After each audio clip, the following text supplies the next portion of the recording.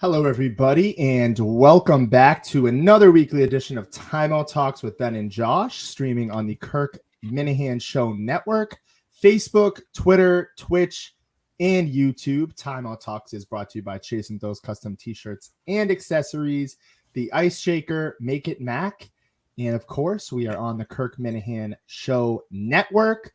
Before we get off and running, get us into our agenda, to your comments, we just have to take a second to promote the big show, Kirk Minahan Show, coming to Portland this Saturday. Tickets are on sale on Ticketmaster, so do not miss out on this must-see redemption tour, or shall I say show, that is coming to you this Saturday. So tickets are on sale on Ticketmaster, and what a way to kick off the show, Ben. Hey, gotta give a little promotion to him. He's helping us out. We'll help him out a lot too. So shout out to that. Everyone, go buy their tickets to the show. Go support Kirk. But yeah, Josh, it's great to be back. Not buffering, so I'm feeling good about that. Buffering Ben. No weird delays. I think we can retire the buffering Ben until my Wi-Fi acts up again. It probably will, but right now we're rolling. So excited to be on. Not so excited for March Madness, Josh. March has not been treating me well. I had a couple good, these past 2 years it was pretty good to me tournament-wise. A nice little Duke run a couple of years ago. But this year, as you're going to see some of these ones, it hasn't been a good one for me, Josh. My Final Four is busted. Baylor. Don't even talk to me about Baylor. I can't even talk to you about those guys. Just what a disgraceful performance from them. Got to hit your free throws. I don't know what they're doing. I lost them the game. I'm not going to single out that one kid, but I mean, everybody, missing half their free throws, going to under 50% from the line. You're not going to win an NCAA game like that. You're not going to help me out in my tournament. So I got a new revised one we're going to get to. Just a little tease on that one, Josh. Yeah, let's bring up his OG Final Four, as you mentioned here. We got Baylor, Auburn. I mean, in Kentucky. I mean, what is it? Kentucky. Kentucky's Josh. Kentucky just. I don't even want to talk about them. I totally forgot about them first. In Auburn too. You had it against Yale. You let Yale push you around the second half. Just embarrassing. This is supposed to be this big bad SEC conference, and they're just awful. They're just awful in this tournament right now. Shout out to the ACC. I should have backed my guys from the ACC. Love all the comments too. Yeah, we're back. Let's go. We've got Jeff. Ew. I'm assuming he doesn't like Ben's Final Four. We had to go out and do a whole new revised edition of Ben's Final Four because there's only one team left, and that is Purdue, who, I mean, Ben, some people are thinking that maybe they can go all the way. We'll talk about that a little bit later in the show. But first, let's get to some of these comments here. We've got Don the Jeweler back, our guy, Jackson from Australia. The boys are back. We are back. And we've got Charlie O'Donnell here. Quick firing off some comments. Told y'all last week that the ACC was slept on. Let's go Tigers. Clemson, huge win. I mean, Ben, I don't want to keep, I don't know. They deserved it, Josh. Hey, Josh, they deserved it. They're getting hot right now. People forget, earlier in the season, they beat Alabama. Well, Alabama was highly ranked. They went through a little sort of a losing period at the end of the year that kind of sort of made everyone forget about their great start to the season. Charlie's a little biased too. Clemson, the Clemson. So he's got that Clemson blood in him. He's got to support his guys over there. So that's why Chi's on that. But yeah, I'll give him credit for the ACC. I don't know why, as being the former ACC guy, I slept on them. I don't know why I went with this Big 12 route. I thought the Big 12 was looking good this year. I didn't really watch too much, but what I read up on, the Big 12 was pretty dominant. I thought it was an easy backing. Nobody was picking Baylor, so I thought that was a nice little snipe by me. Clearly, there was a reason nobody was picking Baylor. They stink. But hats off to Clemson. They won that game, from start to end. Against Baylor, they just outperformed them in every aspect. I don't think they trailed. I think Baylor led every second of that game. So I think, if they get past, there's a little sneaky one against Arizona, Josh. I mean, if they could sneak past Arizona, Clemson could sneak their way into the Final Four to make a championship push. They just got the bigs, PJ Hall. This guard play, I forget the other guy. I don't want to butcher the other big guy's name. It's something with an S, but I don't want to butcher his name. Shefflin? It's Shefflin. It's something. He was just left there, right? I mean, he was just sorry, Shefflin, but if that was wrong. But no, he's a baller.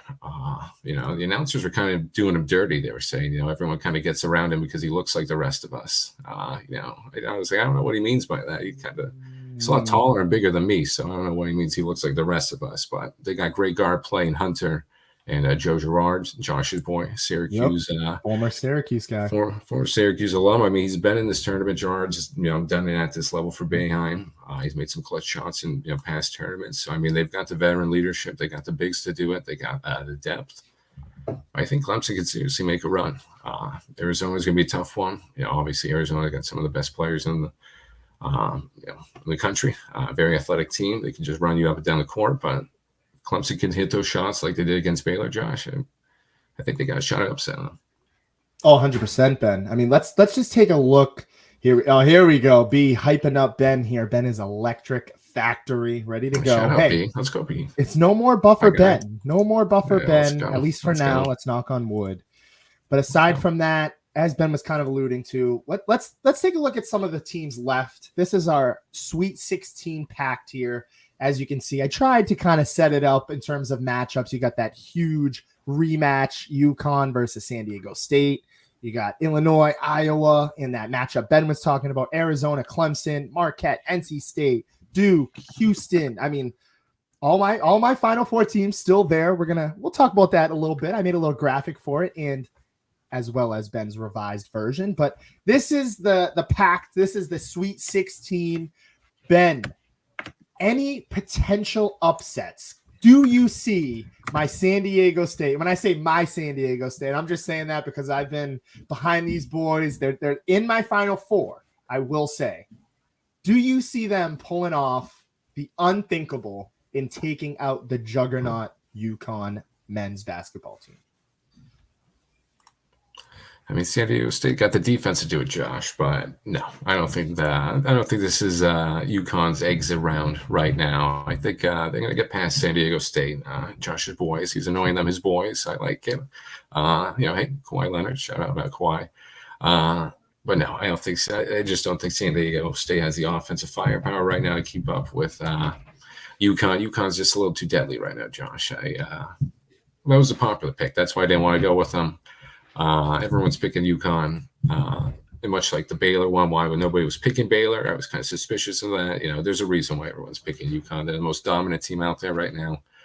I think they're going to breeze. I think it's going to be a tough first half against San Diego State, but I think in that second half, UConn's going to come out there. They just got too much talent, Josh, for San Diego State to compete with. I think they take control in that second half. A little later down the line, I don't know, maybe, Illinois or an Iowa State, obviously over there, the next matchup. One of those teams definitely could take them out, but I think right now, San Diego State, didn't mean to be disrespecting you guys. Great season and all, but no, they're not getting past UConn. UConn's a wagon right now. I didn't put them in my revised Final Four because that's boring. But no, they're easily the most dominant team right now. So sorry, Josh, your boys are going home. It's all right. I mean, I'm probably the only person who has them too much in the Final Four. I mean, a lot of people don't. I mean, I might as well just get to it. I mean, this is what I had originally. This is still what I'm sticking with. I still got Houston. I like them boys. Purdue as well. A couple number 1 seeds there. UNC as well. San Diego State. I don't know. If they can somehow muster up the unthinkable plus the revenge, this is the revenge tour for them. If they can somehow find a way to beat UConn, I think that they see themselves right into that Final Four. It's going to be a tall task. I mean, I like that they play a really good stingy zone defense. Obviously, they switch it up. Not as stingy as the Syracuse and, the Boeheim zone, as they used to say. But I like the San Diego State team. They're looking for revenge. They've been there last year, and I think if there is a team that's going to be in UConn's way, it's going to be San Diego State. And as you mentioned, everybody's got UConn winning. I think that this could have an upset alert. Let's clip it. We can talk about it next week on the show if UConn comes out and wins by 40, which they've been doing every night since the tournament has started. But other than that, I like San Diego State, UNC too, Tar Heels. I've been riding them since the beginning, and I'm just going to say, I think the Tar Heels are going to find their way into the March Madness championship game. Just saying. You heard it here first. Yeah, I mean, the Tar Heels are built for this. The last couple hostage take right there. Hey, shout out to that. I just want to get to that one right there. Purdue bowing out soon, severely overrated. Yeah, I mean, listen, Zach Edey. Yeah, yes. I mean, Zach Edey, if he's not getting going, who really is going to be a scorer for them? You kind of saw them struggle a little against Utah State very beginning. Obviously Edey figured out everything, but I could definitely see that. But I'm going to go back on that one.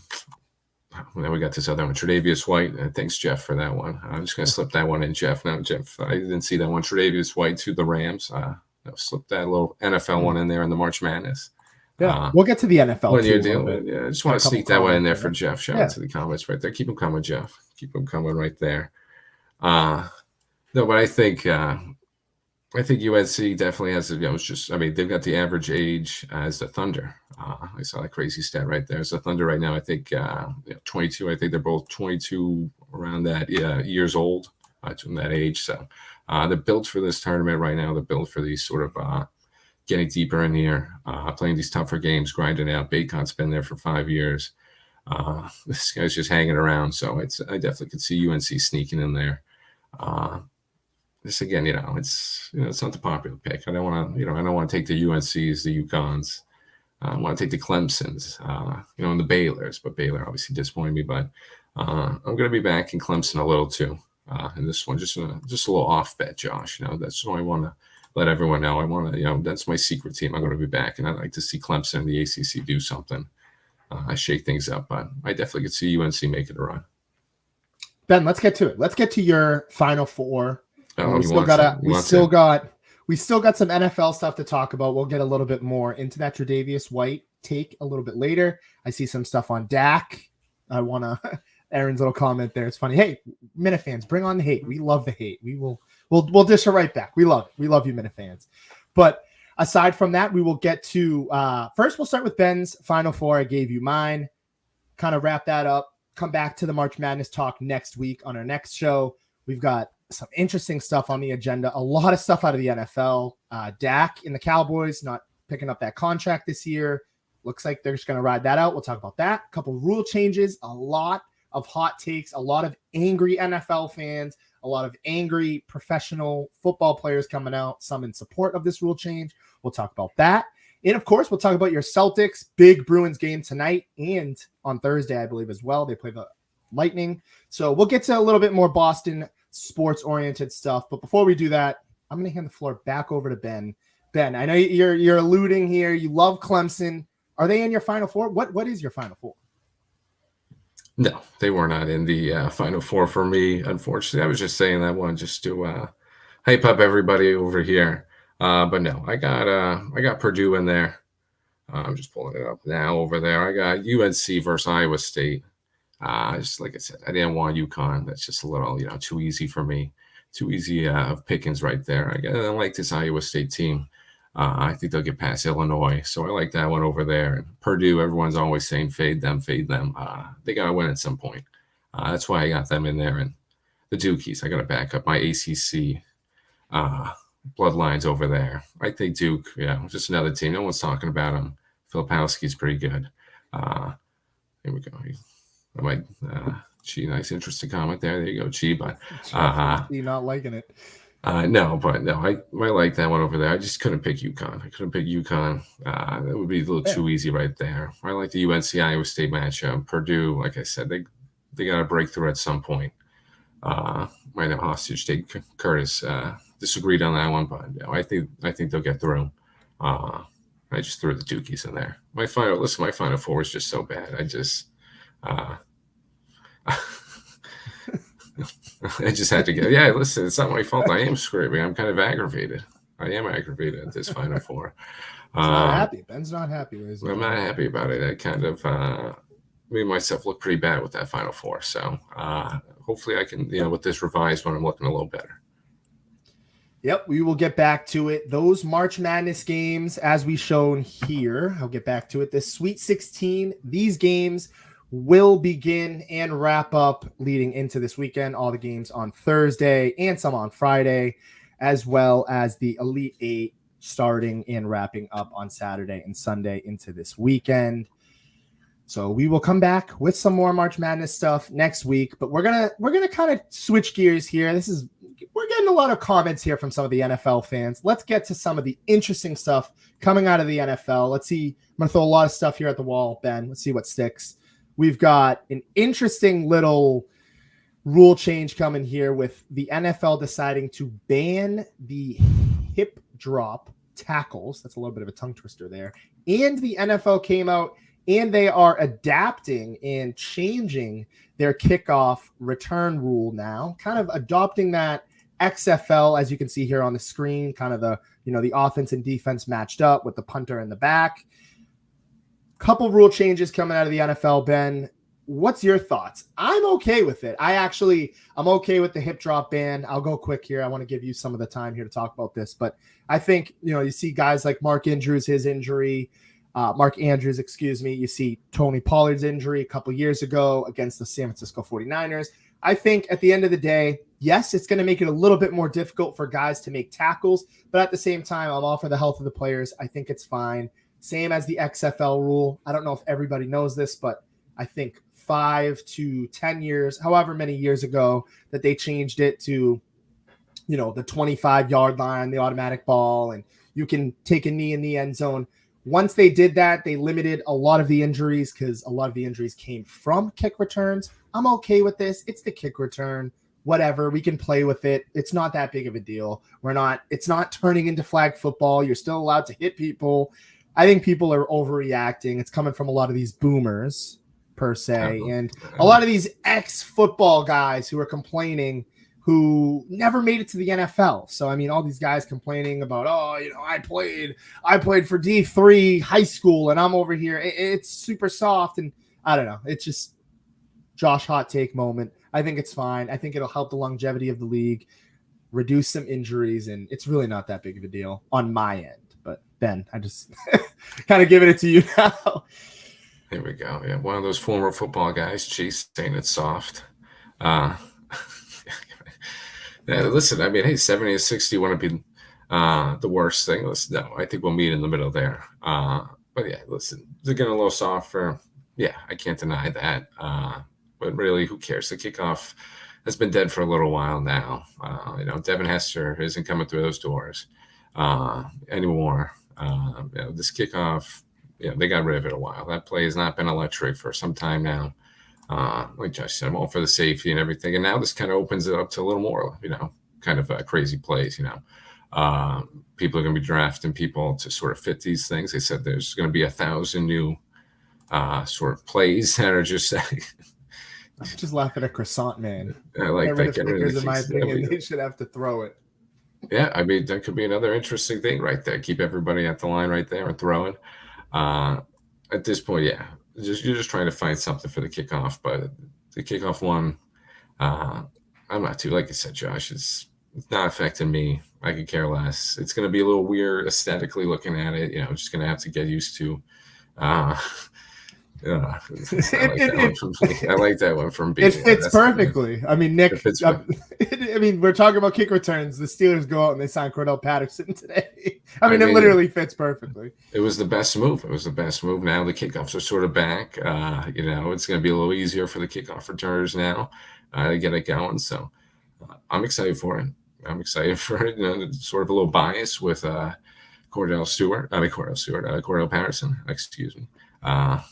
I wish I had Cordell Stewart out there. But no, I think there's nothing's going to be changed, Josh. Nothing's going to be. Everyone's still going to be tuning in. We're going to be fine. It's just going to look a little weird. I got gonna have to get used to the sort of layout of it, just because I'm sort of used to it. I like that traditional sense of the kickoff. I like that sense of it. Am I gonna be crying that's gone? No, but yeah, I'm gonna have to get used to this. This is gonna be a little weird to look at the guys so sort of close to each other right there. And we'll get to Zach's. I'll let you get to Zach's one right there, but it's easy. I hate to just sort of piggyback off Josh's point right there, but yeah, this really has no bearing on us. And I know everyone knows me and Josh. Didn't exactly lace it up in football. We don't put the pads on, but it's a little easier for us to say. So, but I don't really. It's not going to do anything for me. I'm still tuned into Red Zone every Sunday. Oh, for sure, Ben. And I think to answer Zach's question, I think these are tackles that you're not seeing every single play. I mean, these are weird momentum. You're trying to take a guy down by his hips, and you're kind of bringing your weight with him. I'm trying to do it as I'm on the camera, but you're bringing your weight down with him. This is something that can be controlled. These are freak incidents that happen. So I can kind of see the other side of the fence here where people are saying, injuries happen in football. We don't need to change the game. Let me put it like this. This change isn't going to affect tackling as much as, hitting the quarterback. I think, that is more complex. That makes things, I get the whole point of trying to protect the quarterbacks and stuff like that. But I think changing the rule book for defensive guys going in for sacks and stuff like that is has a bigger impact on the game than actual hip drop ban, the hip tackle ban, whatever the hell it is. That's a tongue twister for me. But I think that kind of is where you see more guys hesitant to kind of drive the quarterback down to the ground because they don't want that flag to be called on a 3rd and 14 where it's a pivotal moment of the game. I don't think, to answer Zach's question, I don't think you're really going to have an issue with Derrick Henry coming down. You got to worry about how it is to tackle him. I mean, I think they know how to tackle Derrick Henry by now. I see Zach's point, but I still just think it's not that big of a deal. The kickoffs too, it's a very small snippet of the game. It's not, every play we're doing kickoffs. So I think we'll be fine. I think a lot of these people who are saying, I don't want to watch anymore, will be tuning in. It's just insufferable complaining. Little shout out there to Erin. She likes that word today, so just giving her a little shout out there. But yeah, I'm okay with it, Ben. I know there's a couple signings in the NFL we want to get to, but I don't know. Zach is not happy though. You get paid millions of dollars. They will be fine, Josh. Got hockey players getting cut or breaks a bone, still playing and trying to play the game. Zach is fired up. He doesn't like it, Ben. I mean, I don't know. He wants that boomer style football back. Yeah, he's a traditionalist. I respect it, but I don't know. Listen, these guys the game's been getting a little softer for a while, especially with all these new rules to the quarterback, defensive players. They've been getting screwed for a while. It's not everyone wants to see those 70s, 60s as Jackson was joking about earlier, but it's just, it's just the way of the game now. Everyone wants to see offense. They want to see these high octane offenses go out there. Mahomes throwing it to everybody, Josh Allen running around. So unfortunately, it sucks to be on the defense now. But these are the best athletes in the world. They're going to adapt and change the way they play the game. They're going to get it done. So I don't really care. I don't really care too much. As long as it improves the safety, keeps the game a little safer, keeps it going a little longer. I'm all for it. But like I said, the main point, me and Josh never really, I'm just going to keep throwing Josh in there too. But I mean, we never really played football, so we don't really get it from that one. Sorry for the traditionalists on that one, but we're for a little safety there. The kickoff's been dead for a while, so it doesn't really matter. I like the traditionalists. That's what we're going to label them now. I keep saying boomers. Traditionalists sounds a little better. That kind of rolls off the tongue a little better. I get what they want, Josh. I mean, I get it too, but it's just times are changing. Oh, for sure. There's small rules. If it's that big of a deal, they'll rechange it. It won't be. I think it won't even affect the game as much as these guys are saying it will. Moving forward, some more stuff to come out of the NFL. I know Kirk was right. He came in earlier in the chat when we were talking about March Madness. And this comment really grabbed my attention because it was an interesting little tidbit out of the small sample of news we've gotten in the NFL. But Kirk was right saying, Josh, I'm going to need your thoughts on the infamous Jerry Jones notepad. And that is going to tie into the recent news in Cowboy world right now. And the fact that there's nothing but scribbles on his notepad tells me everything I need to know. I mean, at this point, the Dallas Cowboys don't have the money. It's very evident. I mean, they're not going to sign Dak this offseason. They're going to go into this as a contract year. That notepad is explaining it too. He's going to make $59 million, probably more than, I think, roughly 47% of our cap space will go to Dak Prescott this year. He's earned it. That's fine. I mean, we can debate that all we want. But aside from that, I think that this is the right move. I think the Cowboys know their hands kind of forced. I mean, are we going to pay Dak Prescott all this money with 3 playoff wins or 2 playoff wins? I mean, we're literally counting 2 and 3. I mean, that's how little of playoff wins he has. I love him. I've defended him since the day he took over. One of my favorite players who turned me into a Cowboys fan, Tony Romo. But at some point, you have to prove it, and he hasn't done that. And at some point, we're just going to have to move forward. And as crazy as it sounds, I think that this might be the last dance, the last ride, whatever you want to call it. At work today, a couple questions. I was talking with James, who unfortunately is not on the show this week. Aaron, I know Aaron was looking out for him. John, giving him a couple comments in the pre-show as well. James killed it last week. But I was talking with him, and I said, I kept reading that the Dallas Cowboys are just going to let this offseason ride out with Dak Prescott. They're not going to offer him another deal. They're kind of in limbo, like it's a standstill because they don't want to offer him this long-term deal, and we get stuck in this salary cap situation because, as you can see right now, Ben, we can't sign anybody. That's why Jerry Jones has nothing on that notepad, because we have no money to allocate to other players. So I'll end my rant with this. I'll turn it over to Ben, but at the end of the day, the Dallas Cowboys are going to roll into this season with their core players. They still got the CeeDee Lambs, the Micah Parsons, Trayvon Diggs back after a tough blow to the knee last year. We still have Jake Ferguson, still got, hopefully Brandon Cooks can kind of emerge. Jalen Tolbert can take that next step, and so on and so on. Hopefully they hit it in the draft. That's essentially their free agency. But this is the last ride for Dak. If I'm Jerry Jones, I'm in ownership, which I know I said this on Twitter and Kirk's killed me for it. I wouldn't even take the job if they offered it to me because of how painfully embarrassing it was to lose to the Green Bay Packers. But aside from that, if I'm in the front office, we're going to play Delusionville, where Josh is somehow in control in Texas.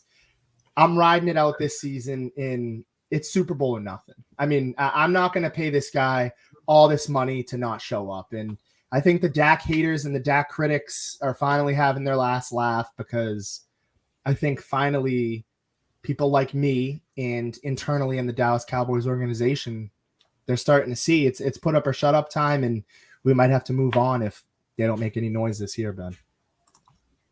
Yeah, I mean, it was pretty laid out for him. Simple. He had to take the Tom Brady route. He had to take less money. I mean, it's pretty clear option for a team that's just strapped up to the cap like this. It's an easy decision. I mean, Tom Brady, we did it easily for the Patriots, and not even a close situation like this. He just decided to do it for the betterment of the team. I think that's word. So, and listen, I don't like defending Tom Brady at all. But I mean, hey, he took that pay cut, and that improved that team, and it gave that team the longevity that it had.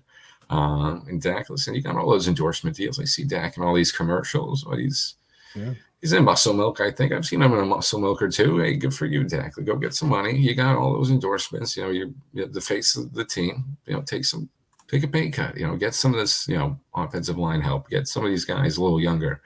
Get some weapons for yourself. You don't have to keep drafting or dependent on the draft and hit some, crazy guy like you did, with Diggs later on and some of these other guys, Pollard later on in the draft. So you don't have to rely on these ones. It's pretty plain and simple for me. But Dak clearly does not want to do that. So, I think he's, like Josh said, I don't think it's his last year. I think he's got about, a couple more years. I think they'll give him, I think he'll be there for about 4 to 5 more years over there. Wow. I think they're going to give him that. Yeah, I think they're going to give him that. You think it's all just talk? I think it's all just talk. I think because when you look at it, I mean, what else is out there? I know we kind of just exploded and made a couple moves, but look what we had. We were relying on first round pick that didn't have anything and bringing in these free agents. The grass isn't always greener on the other side. So you got to look at some of these other quarterback situations and realize this for whatever, for all of Dak's faults and the 2 or 3 playoff wins, as you pointed out, we're juggling around. Which one is it? He still is, I'd say the top 6 quarterback. He's still around there. Obviously, still top 10. I just wanted to go a little more specific for him, give him his flowers. Shout out to him in fantasy last year. It's a little side note, but he performed. I mean, he put up. He's up there with the top quarterbacks. Is he the elite? No, obviously not. But do you want to give up, this team with solid weapons? He's got a solid pairing with CD. He's still got, Micah, Diggs. Do you want to give up those years? Lawrence too, obviously. Do you want to give those years and just start over? So I think you have to. There we go with Cheese. You have to keep going with him. So I got a little distracted with Cheese. Dak is closer to Kirk Cousins than anyone else. That's debatable. I could put up to debate for Dak being better than Kirk. It's not going to be a solid one. I'm going to fumble around a little like I usually do, but I could put up the debate. But Dak just ultimately, Josh needs to take a pay cut, but he won't. So Cowboys are a little tough. That's why I said, let's go Commanders. I mean, that's something that the Commanders they've been making noise in the offseason. The Cowboys can't because Dak Prescott is allocated so much money. Again, Ben, I'm just a frustrated Cowboys fan who's trying to go through all the motions and, as everybody talks about on Facebook and they see that this is our year and it has that little cycle, I'm in the just off the depression phase of the Cowboys loss where now it's kind of like the reality is settled in, if that makes sense, or I've more accepted it and I'm ready to get back on that wheel again. But aside from that, I think I know Ben thinks, they're going to re-sign him, but I just don't know. I don't know what to do anymore as a Cowboys fan. And Dylan, the reason why I'm trying to stay away from this is because I just don't know anymore. I mean, I don't know. Maybe you have the answer. Maybe we do re-sign him and we do have the core and we let it ride out again. And maybe a domino will fall in our way after we sign him and we will catch a break. But at this point, if it doesn't work this year, Ben, I'm okay with them blowing it up. I'll say it. And I know James he keeps hammering the fact that I'm going to change my motive, my narrative when they're 6-1. Of course, I'm going to be happy when they're 6-1. But if you come back and you ask me that same question when we're 6-1, I'm going to hit you with this. Talk to me come playoff time. Because as much as Dak Prescott's earned his money, at the same time, that's the number one conversation I'm having, Ben, if I'm Jerry Jones and if I'm myself. I'm still debating whether or not I think Dak can take us to the promised land. It all comes down to the playoff record. And the first thing that I'm going to think about is that Green Bay Packers game, those throws to Jair Alexander, those almost house calls. He almost had 2 of them in one game. That's pretty crazy. Dylan, if this is the answer, Dylan, then how am I delusional? If he's not the guy to get us the wins in the playoffs, why pay him? That's my main thing. If he can't do it, you might as well move forward. And I know Ben's talking about, they don't have anybody really out there. I don't know. Spin the tires on Trey Lance. Draft a guy. Go through your 9 and 8s. Go through your 7 and 10s. Trade a couple guys. Blow it up. I don't know. I'm rambling here, Ben, but it's not always fun. I don't know anymore. I really don't know. So just be careful with those 7 and 10s and 9 and 8s. They're not always fun. Listen, no, for sure. I know that for a fact. It's a little tough right here. That's why I'm going to stick with my side. And I don't think Dylan's saying you're delusional now. Well, listen, the rest of the fan base is delusional because Josh is finally in the right headset. Hey, it's time for him to put up or shut up, Dak. It's time to just get a playoff one. Just time to get some wins. Time to get us on a solid run to get this fan base motivated again, and not just about the regular season and possibly winning the division title. That's really all they get excited about because they know what happens playoff time. So, thank you, Jackson. I like Jackson. That's a solid one. That's what more so. That's my theme of the argument. It's just really nobody else out there. What are you going to go get? Don't tell me you're going to roll with Trey Lance. Don't get the Trey Lance. Never seen him. Man, see now he's getting delusional. He gets a little. See now the delusion's creeping in a little. I mean, it's got potential, I guess, but it's just no. It's not that. I want to see. You got to keep Dak. You got to keep him over there, and because you've invested so much into him, might as well. Already get that CD pairing. Dylan might be right, he might be right, and he might not be the guy to get these wins, but I think you've already invested a good amount in there. You got to ride it with him. I'm just the Trey Lance stuff. Don't give me any Trey Lance, Josh. Come on, you don't want him out there. It's not going to be good. Fair. Maybe I'm living in the moment. I'm frustrated. Cowboys don't have any money. Maybe I'm buying too much into that. But speaking of this is our year, this is another team. This is a team very near and dear to my heart as well, because I am a fan of this team as well. The Boston Celtics. This is our year. Every single year. It's put up or shut up time for them, Ben. Can we agree on that? I think they're in a lot better of a situation than my Dallas Cowboys. So I'm going to throw that out there before I take a lot of slander. But another blown lead last night, Ben. They couldn't get the job done. I watched a little bit of this game last night. I was thinking, Peyton Pritchard, these guys are killing it. I mean, they've got the Hawks by, 30 at one point? A huge lead. And guess what? Jason Tatum left confused as much as I am. The Hawks win it. Celtics squander that. I know that they just recently clinched a playoff spot. But aside from that, Ben, are we a little, is it kind of similar in the sentiment we were just talking about the Dallas Cowboys? I think this can kind of translate a little bit.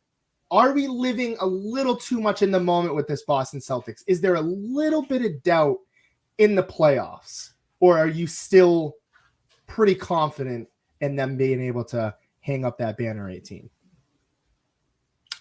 Hanging up is a different question. I think we can get there, Josh. I'm pretty confident in the run we can go on. I'm not gonna freak out over this loss. I knew this was gonna be a big one today. I knew Lewis was gonna come in here. There he is. Saying if there he is, dudes can even close at the Hawks and play 30. Yep, I know. No Trey Young or Jalen Johnson. Thank you, Danny. I appreciate that. But exactly, no Jalen Johnson either. He's a big up and rising star for them. No, we are not, Danny. We are not on there. Maybe we can reschedule. I want Danny. You never know. I'll hit him up. Another time. But no, I'm not going to freak out about this one. I'm not freaking out about the Celtics. I knew Lewis was going to come over here. You got the Zacks coming over here. Pelicans over the Celtics. So Pelicans looking good. Yeah, Pelicans looking good over there. But no, I'm not going to freak out. Trey Young, no Jalen Johnson is a little concerning, but we didn't have Drew Holiday or Derek White, so that kind of offsets it. And that just shows how pivotal those two guys are to this team right now. They just facilitate every single one of the stars, Porzingis, Tatum and Brown. When those two guys are in there, and you saw what happened. When they're not, Tatum and Brown couldn't efficiently get the ball to Porzingis. They're just kind of getting stagnant a little at times in the second half. They lost their rhythm. And they let the Hawks creep back into there. It was just very disappointing. I mean, that was just, teams this season are 152-0 when leading by 30 points. So now 152-1. Thanks to the Celtics. Shouts to the Celtics. I think that's the largest comeback ever in the Hawks history. I think since joining whatever the merger. So I appreciate that. I like that one from Danny. Danny's my new guy. Thanks, Mike. I appreciate that, Mike. But no, Celtics. I knew everyone was going to come in here and start crying about this. No, this is we're sleepwalking. I am a little concerned with the lack of timeouts again. The lack of timeouts from Missoula is coming back out there. I am creeping back in there. That's kind of concerning for the playoff time. Are we going to get that good balance of hey, when are you going to call it? When are you going to stomp that momentum from the other team? Because there was a couple times where he could have last night and he didn't, and we kind of let them creep back into it.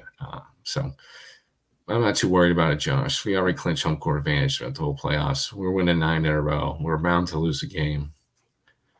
It is a little scary, as Lewis keeps bringing up. That was his first comment. No Trey Young, Jalen Johnson. That is a little scary. But yeah, Jeff sums it up too right there. That's just another good point. Yeah, when the Celtics, this is what happens when you live, by a 3 ball. You live and die by it. If you don't hit the shots in the second half, you're not going to do anything. You're going to let that lead up. So just the typical things, Josh, from the Celtics.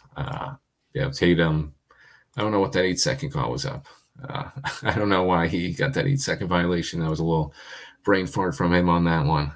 So I'm not too worried about it. I think that was just us kind of just getting a little lackadaisical. We already got that home court advantage up 30.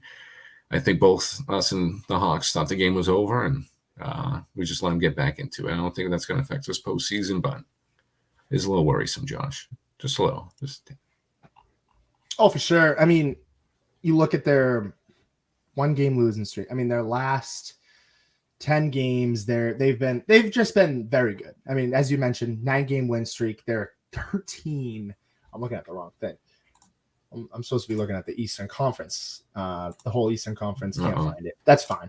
But they are ways and away above from the next team. I can pull that up in a second. And the issue with the Celtics, kind of what I've already alluded to, it's let's see what they can do in the playoffs. And I still feel pretty confident. Last night, it was a little questionable because, as Lewis is talking about, and I know Jackson from Australia, we even had, I believe, Charlie saying, I would feel a little bit better if Udoka was still there. There's a couple question marks from Mazzulla. He's weird with his timeouts in the third quarter. He doesn't call some of them. Just weird management from Mazzulla. But again, I think that this team can overcome these weird little hiccups. And I think that that's kind of the kinks that they have to go through right now in the regular season. They're still, let me look it up. I've literally lost track. I believe it's like 6 or 7 games. 10.5. 7.5 or 10.5. I mean, it's 10.5. 10.5. Yeah, we've already clinched it. Yeah, we're 10.5 over the Bucks.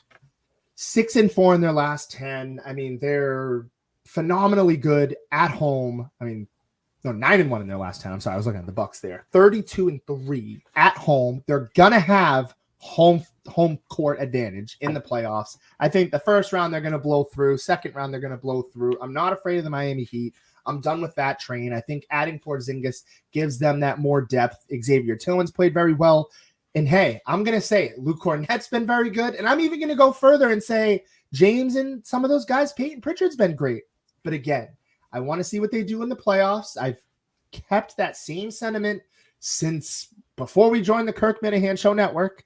This has been since September, since before the season even started. I said, I want the Celtics to be a top seed, control the regular season, but let's see what they do in the postseason. Let's see what they do if they reach the NBA Finals when all the lights are shining bright on guys like Jason Tatum, Jaylen Brown with no left hand, and the rest of the guys who Jaylen Brown's been pretty good, so I don't want to dump on him too much. But again, I want to see what the Celtics can do moving forward.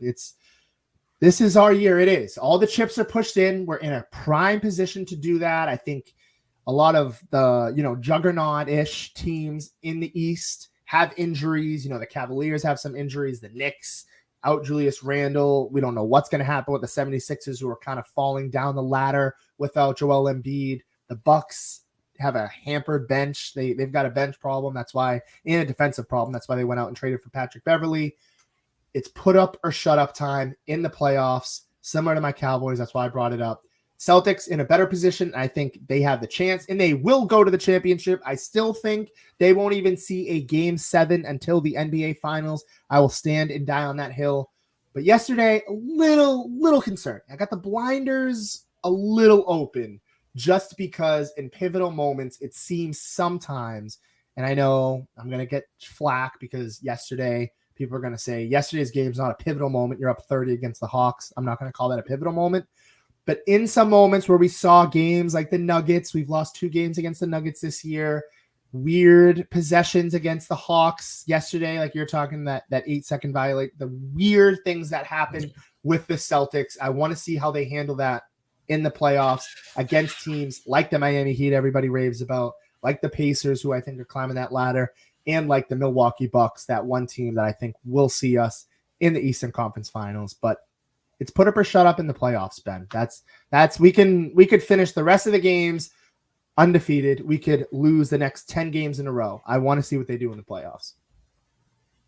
Yeah, I just hope that 10.5 lead, sort of game lead against these against the rest of this conference is going to make us sort of let up on the gas pedal, and that's what we did last night. So, well, I guess that is one of the one things I'm concerned about, but I think ultimately we're going to be fine.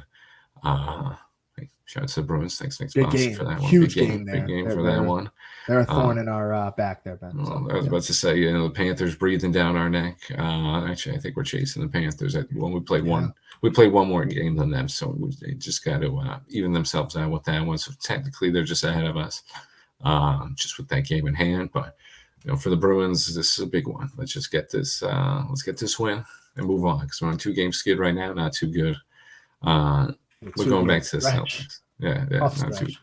But yeah, back Celtics. Not good, Josh. Not good, Josh. But yeah, Bruins. Shout out to the Bruins. Get the job done. Get the job done over there. But Celtics ultimately. Here we go. Green Google response. I don't know what he wants. Green goggle. He's going goggle. Green goggle. Oh, whoops. He did write Google. He meant to write. Yeah, he wrote Google. Yeah, that's what. Yeah. Let's see. I was reading the comments. A little anchorman right there. I was reading the prompter a little too much on that, but. I don't know why. I like that one. But Lewis saying, I mean, this is kind of my point. This is what I was talking, not my point to, I think it's going to translate, but he's saying this is going to translate to the playoffs. I mean, Lewis and Ben, I'm going to ask Ben, do you see the Celtics right now? Are they going to the NBA finals? Yeah. Team right now. Lewis, definitely. I want to hear his response too. I think we'll get him. We'll get him to build that in there. Florida 2-1. Florida 2-1 now. So, indeed, Robbie. Yeah, shout out Robbie. Maybe we stay away from the Bruins talk. We kind of jinxed them right there. That was we'll take that one for us. But no, I think the Celtics.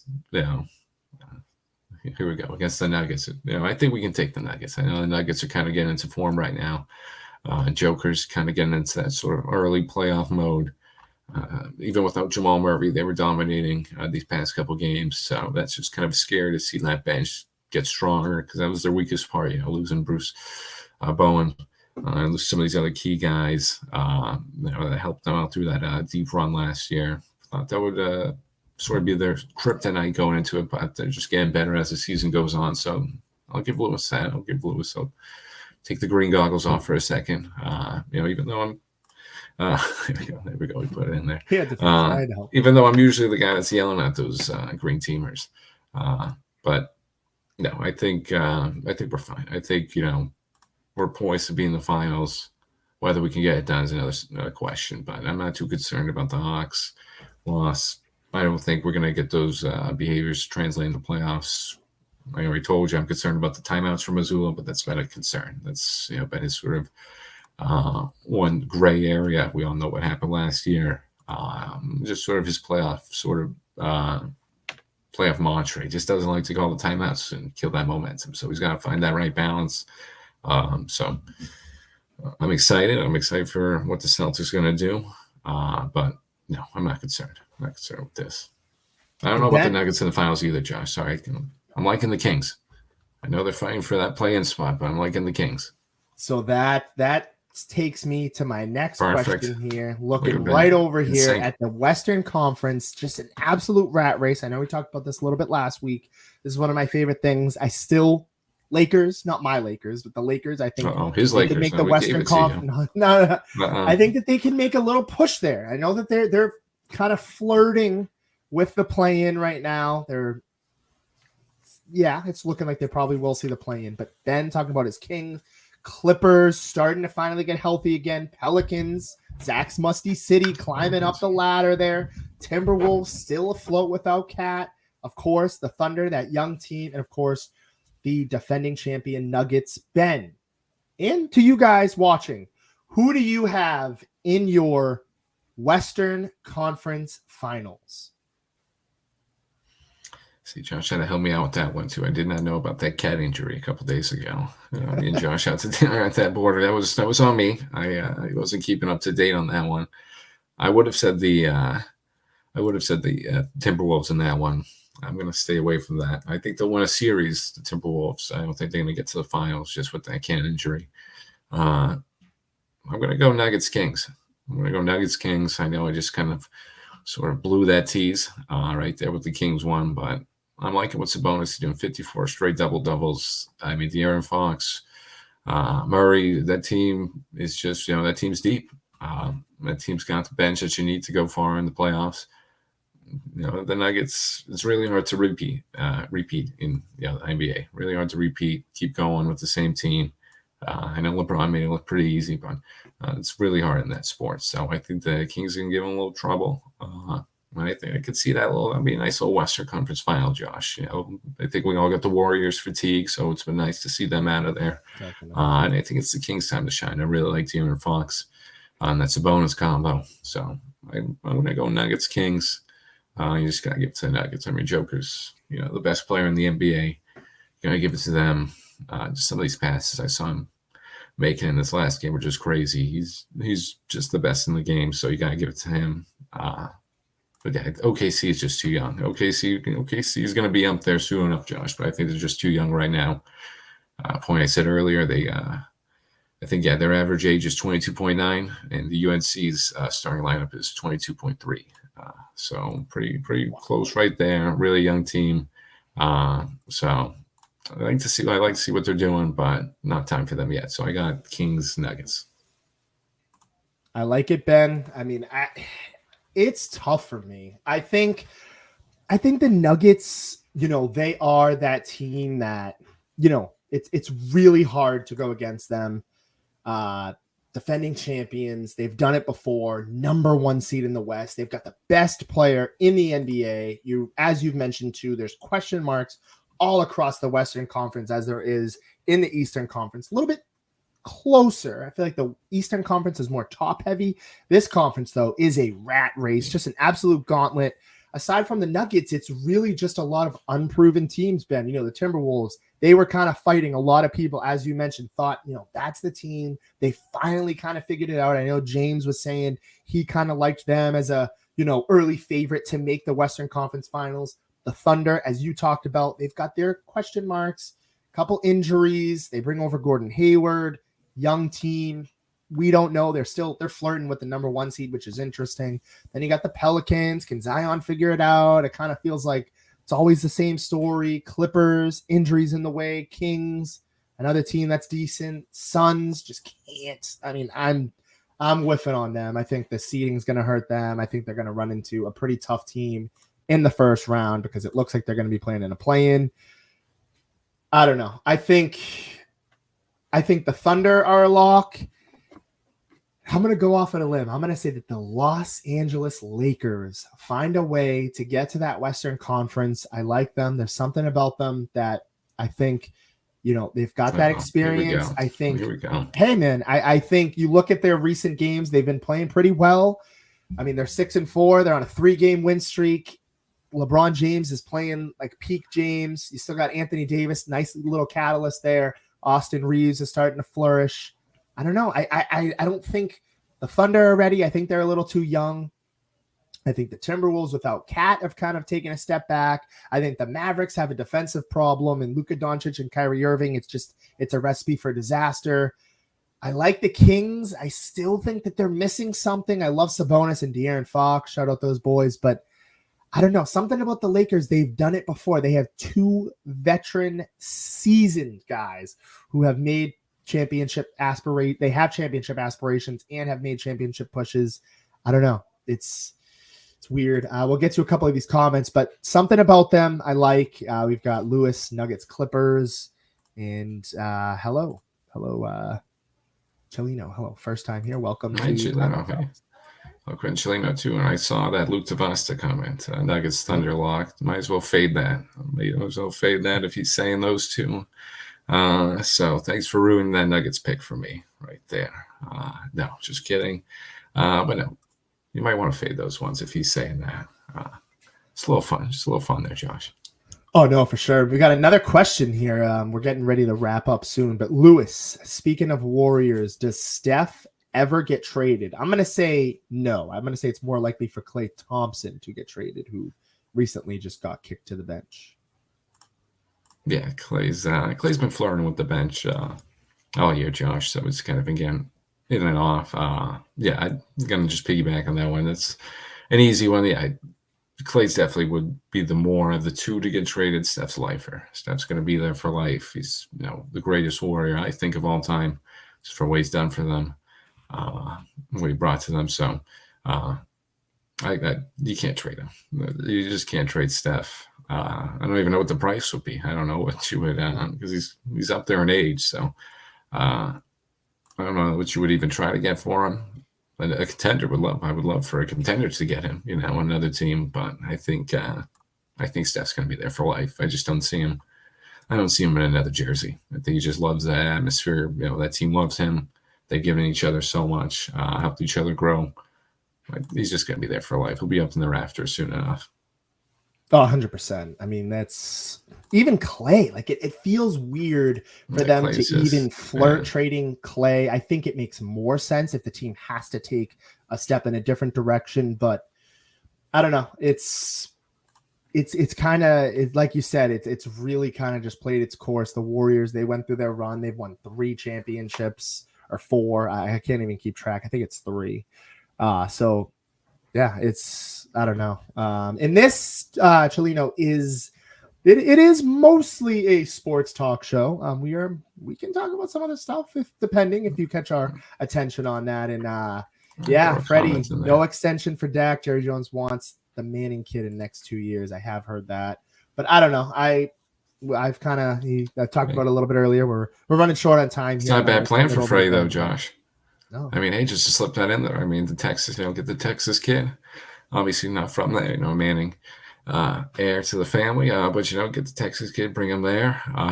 That'd be a good fit. I don't know if that would really work out. The Cowboys would have to be pretty bad. I think he's going to go, top 5 pick. I know he hasn't played it down yet, but he's projected probably a top 5 pick once he gets to there. So Cowboys would have to be pretty bad at that time, Josh, to get land one of those picks. But I like the thinking. I mean, I like the idea from him because you do have to have a backup plan for Dak eventually. Oh, for sure. I mean, at some point you got to figure it out. We'll get to the last comment here for the day. Lewis, Steph to the Lakers. I think it's too much of a pipe dream, but I don't know. LeBron would go crazy. I think LeBron would extend his career for another 5 years. He would be going nuts if he could get Steph right now. No, but yeah, that's another pipe dream too, and a Dak up plan. I liked that one. I had to that was a good one. That was a really good one. I'll shout out to Jackson. Jackson's been killing it. Appreciate him for that. Yeah. And just to get to Jeff's side, Jeff logged this one a while ago too. He said no F1 talk for a while. Sorry, Jeff. I forgot about the season, but shout out to Ferrari securing double podium. Max Verstappen. Little brake issue forced him out the race. George Russell not finishing the race either. So shout out to Ferrari, double podium. Let's go, Carlos Sainz. And before we get you on over to the Beyond Average podcast, just got to say one last time, go get your tickets on Ticketmaster for the Kirk Minahan Show live in Portland. That is 8 p.m. this Saturday. You can get it on Ticketmaster. So definitely want to get those for the Redemption Tour. That's going to do it for me. As always, I'm going to turn it over to Ben before we end the stream. And shout out San Diego State. Let's go San Diego State, baby. Do the unthinkable. I appreciate everyone as always. Jackson, solid day from him out there. Nice to see you. I know he was here last week, but nice new face for the show. Shout out to him and everyone else for the comments too. Killed it with the comments today. We'll reschedule that date, Danny. Sometime, so I'll get to him in that hot date. But a great show as always. Buffer Ben's out, Rambling Ben's in, so it's gonna be good, Josh. I think the Wi-Fi's rolling now, so feeling good. I'm gonna end on this. Cordell Patterson, MVP.